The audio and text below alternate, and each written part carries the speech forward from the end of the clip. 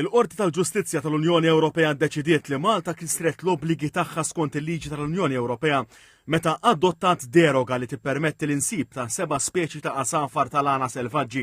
Il-Kummissjoni Ewropea kienet fetħet il-proċedura ta' ksur kontra Malta billi allegat li Malta naqset milli tissodisfa l-kundizzjonijiet meħtieġa għad-deroga għal finijiet ta' riċerka skont id-direttiva dwar l-asafar.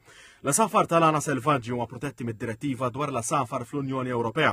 Meta Malta daħlet l-Unjoni Ewropea l-ftehim ta' sħubija kien jipprovdi perjodu ta' tranzizzjoni fejn Malta kienet impenjat ruħha biex twaqqaf għal kollox l-insib. Wara li twaqqaf l-insib fl-2014, Malta adottat deroga biex terġa' tiftaħ l-istaġun tal-insib. 4 snin wara l-qorti ddeċidiet li din id-deroga ma kienx tissodisfa l-kriterji meħtieġa u għalhekk Malta ġiet imġiela tneħħiha. Fil-2020 Malta introduċiet id-deroga għal skopijiet ta' riċerka li tippermetti l-qbit tal-istess speċi ta' asafar għal finijiet ta' riċerka. Iżda l-Kummissjoni Ewropea akkużat lil Malta li din kienet biss skema biex il-Gvern jiftaħ l-istaġun tal-insib.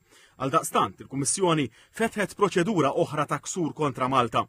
Fid-deċiżjoni tagħha l-Qorti ddeċidiet li d-deroga adottata minn Malta mhix ġustifikata u għalhekk sostniet li ma tistax titqies bħala deroga leġittima skont id-direttiva.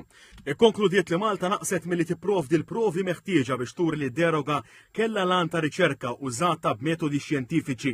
Ikkonkludiet ukoll li naqset milli turi li ma kienx hemm soluzzjoni oħra sodisfaċenti għar-riċerka u li l-emendi li għamlet Malta fl-2021 ma kinux biżżejjed biex jikkostitwixxu reġim ġdid u li jikkonforma mad-direttiva. Kien għalhekk li l-Qorti sabet li Malta kisret id-direttiva dwar il-konservazzjoni tal-asafar selvaġġi billi permettiet l-insib tal-asafar tal-għana bil-pretest ta' riċerka.